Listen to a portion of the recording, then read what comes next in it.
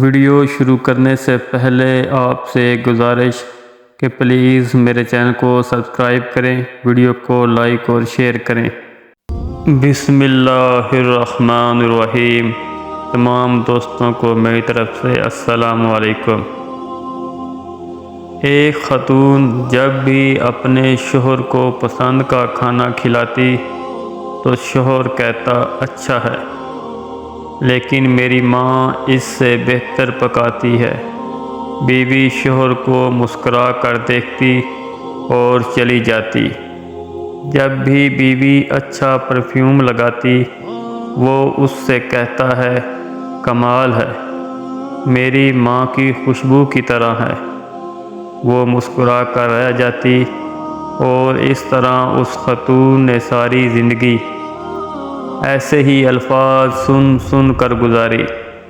ماں کرتی ہے، ماں کہتی ہے، ماں کا پرفیوم، ماں کا کھانا پکانا وغیرہ وغیرہ۔ بیوی ہر بار مسکرا کر رہ جاتی۔ شادی کے 27 سال بعد ان کی والدہ کا انتقال ہو گیا۔ والدہ کی تدفین کے بعد شوہر اکیلا بیٹھا تھا۔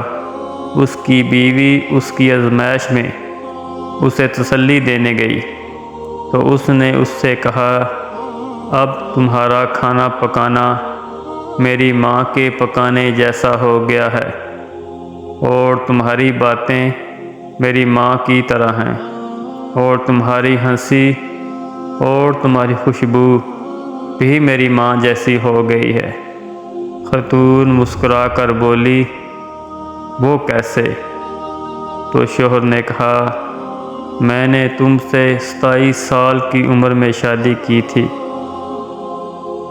اور ہماری شادی کو 27 سال ہو چکے ہیں۔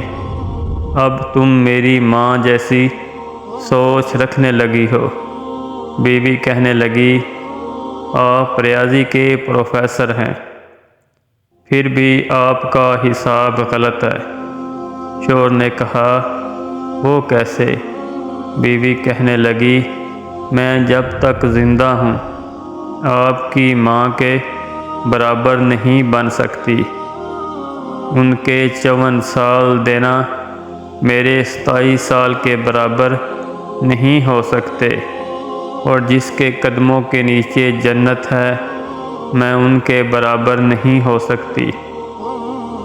خاوند پھرتے جذبات سے رو پڑا اور کہنے لگا، کیا تمہیں کبھی میری ماں سے تشبیہ دینے کی تکرار سے پریشانی نہیں ہوئی؟